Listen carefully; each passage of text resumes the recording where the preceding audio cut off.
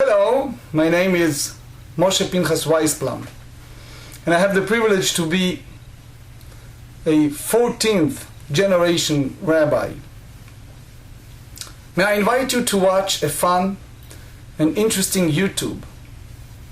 The purpose of this video is to enlighten you on how this week's Torah portion called Balak, it's about a talking donkey, preceded all modern day motion pictures featuring Hollywood talking animals.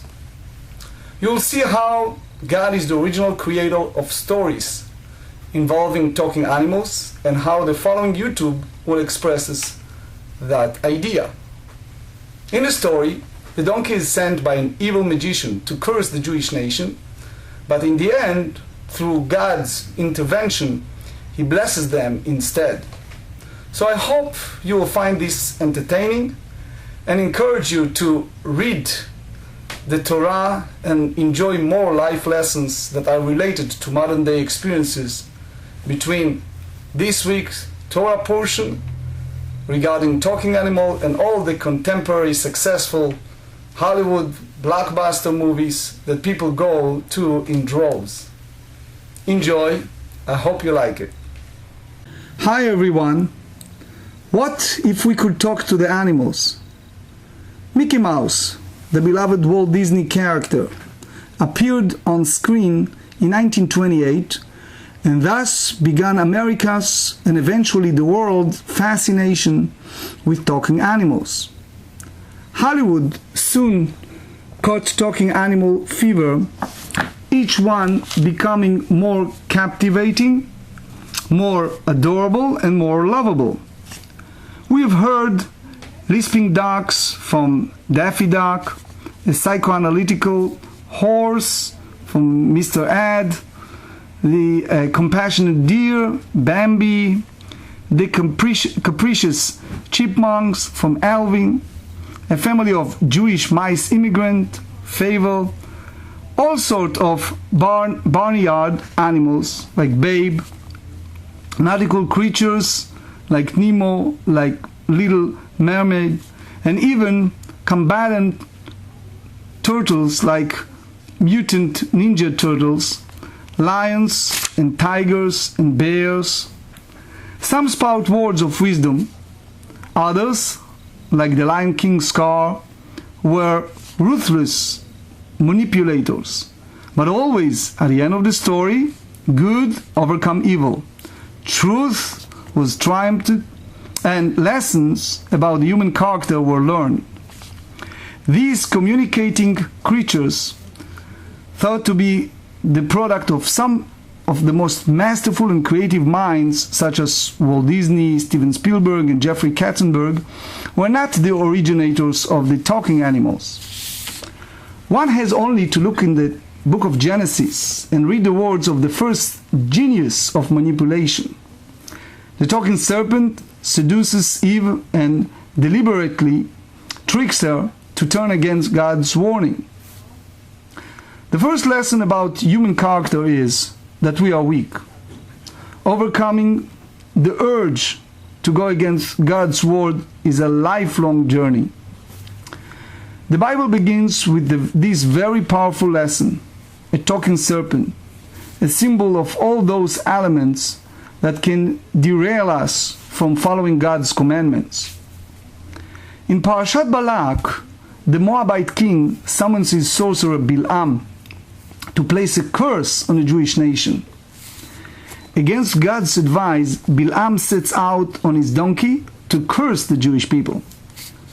God's angel appears to intercede, and it's seen only by the donkey, causing it to stop in his tracks and attempt to prevent Bilam from going against God's words. 3 times the donkey disobeys Bilam, and each case is bitten. Finally, the Torah said, and I quote, God opened the mouth of the donkey, and she said to Bilam, "What have I done to you that you have struck me in these 3 times?" And Bilam responded, "Because you have mocked me. I wish there were a sword in my hand, for now I'll kill you." Then God opened the eyes of Balaam, and he saw the angel of God standing in a way, and his sword drawn in his hand, and he bowed down his head and fell on his face. We view the Bible as the instruction manual for human behavior.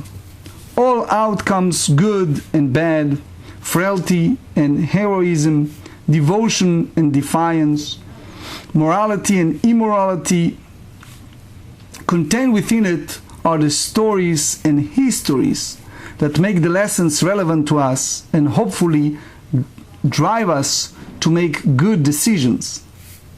Talking animals in the Bible not any different than the talking animals on the large screen.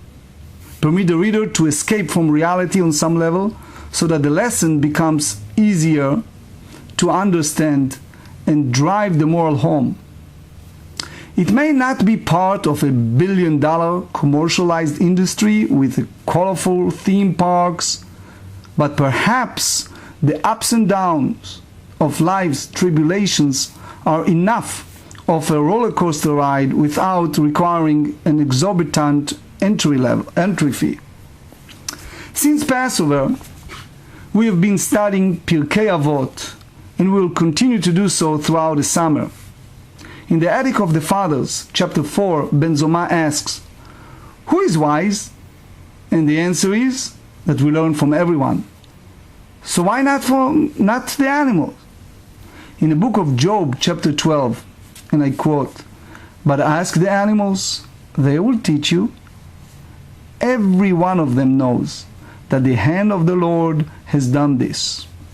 In his hand is the life of every living thing and the spirit of every human being." Summer vacation will bring another onslaught of talking animal movies, and once again, many of us will find ourselves standing in a long line with our children and grandchildren. It is a good time to remind them that the talking animals and the moral lessons were not the creation of Hollywood, but were ideas taken from the ultimate creator. Countless lessons can be found right in the Bible, equally as captivating and endearing as the contemporary stories of today. So let's remember to give credit where credit is due. Shabbat Shalom.